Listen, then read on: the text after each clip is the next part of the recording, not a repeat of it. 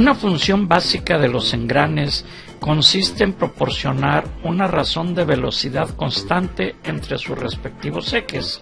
La relación de velocidad angular m subíndice b es m subíndice v igual a la velocidad de salida entre la velocidad de entrada, o más o menos el número de dientes de entrada entre el número de dientes de salida.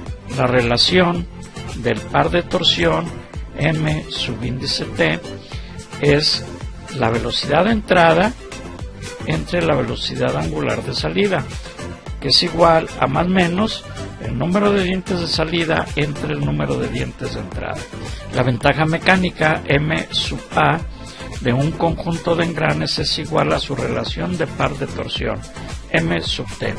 La aplicación más común es reducir la velocidad e incrementar el par de torsión para impulsar cargas pesadas.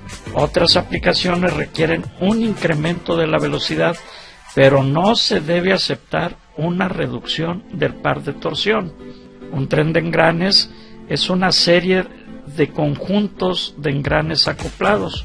Se utilizan comúnmente para lograr reducciones de velocidad significativas. Es una estrategia que hace caer en cascada las velocidades angulares hasta la velocidad de salida deseada. Cuando se utilizan o se usan múltiples pares de engranes en serie, la razón de velocidad total se le conoce como valor del tren, el cual se define como la velocidad de entrada al tren de engranes dividida entre la velocidad de salida del tren. El valor del tren en el tren de engranes simples es el producto de la razón de velocidad de los pares individuales de engranes acoplados que se integran al tren. En forma de ecuación se expresa como la razón de tren es igual a más o menos el número de dientes de entrada entre el número de dientes de salida. En un tren de engranes simples o serie, cada eje aporta solo un engrane. En la figura vemos un tren de engranes simples con 5 engranes en serie. La expresión para esta relación de tren es simple. Aquí la tenemos, donde vemos que al final solamente nos queda el número de dientes del engrane de entrada entre el número de dientes del engrane de salida. Como guía aproximada, con una etapa se puede obtener un valor del tren de hasta 10:1 con un par de engranes. Un tren de engranes compuesto de 2 etapas puede ofrecer un valor de tren de hasta 100:1. Un tren compuesto es aquel en el que por lo menos un eje tiene más de un engrane. Este será un arreglo en paralelo o en serie paralelo, en lugar de las conexiones en serie puras del tren de engrane simple. La figura muestra un tren compuesto con 6 engranes, de los cuales el 3 y el 4 y el 5 y el 6 están fijos sobre un mismo eje y por lo tanto tienen la misma velocidad angular. Esta relación de tren nos va a dar que el número de dientes del engrane 2 entre el número de dientes del engrane 3 por el número de dientes del engrane 4 entre el número de dientes del engrane 5 por el número de dientes del engrane 6 entre el número de dientes del engrane 7 nos va a dar la razón de tren. Aquí el signo menos que vemos aquí es si un engrane gira en sentido contrario al de entrada, es signo menos. Si los dos giran en la misma dirección, es signo más. En el tren compuesto las relaciones intermedias no se cancelan, ya que la relación del tren total es el producto de las relaciones de juegos con engranes paralelos. Esto puede generalizarse para cualquier número de engranes en el tren, como la razón de tren va a ser igual a más o menos producto del número de dientes de los engranes impulsores entre el producto del número de dientes de los engranes impulsados.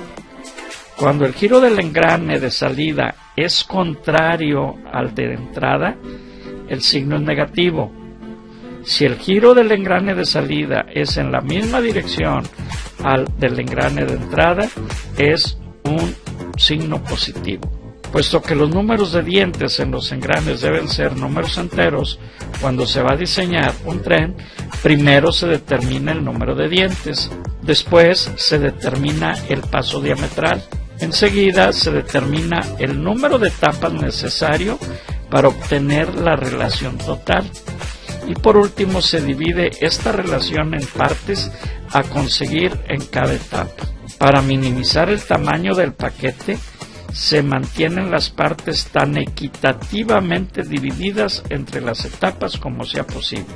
En los casos donde el valor del tren total solamente se necesita que sea aproximado, cada etapa puede ser idéntica. Si se necesita de un valor del tren exacto, entonces, primero se intenta factorizar el valor del tren total en componentes enteros para cada etapa. Se asigna el engrane o engranes más pequeños al número mínimo de dientes que permite la relación específica de cada etapa con el fin de evitar la interferencia. Tercero, aplicando la relación a cada etapa, se determina el número necesario de dientes para los engranes acoplados. Se redondea el entero más próximo y se verifica que la relación total resultante se encuentre dentro de la tolerancia aceptable. Una caja de engranes cuyos ejes de entrada y de salida no coinciden se llama tren compuesto no revertido. En algunos casos es deseable o incluso necesario tener el eje de salida concéntrico con el eje de entrada.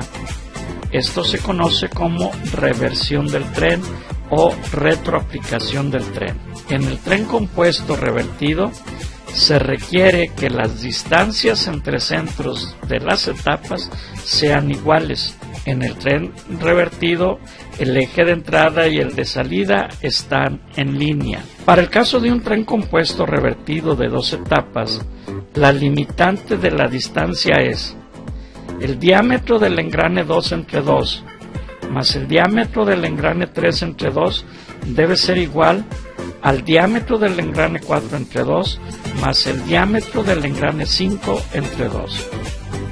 Como el paso diametral relaciona los diámetros y los números de dientes, al reemplazar todos los diámetros se tiene que el número de dientes del engrane 2 entre 2 veces el paso diametral más el número de dientes del engrane 3 entre 2 veces el paso diametral debe ser igual al número de dientes del engrane 4 entre 2 veces el paso diametral más el número de dientes del engrane 5 entre 2 veces el paso diametral. Si suponemos un paso diametral constante en todas las etapas, en este caso en las dos etapas, nos quedaría que el número de dientes del engrane 2 más el número de dientes del engrane 3 debe ser igual al número de dientes del engrane 4 más el número de dientes del engrane 5.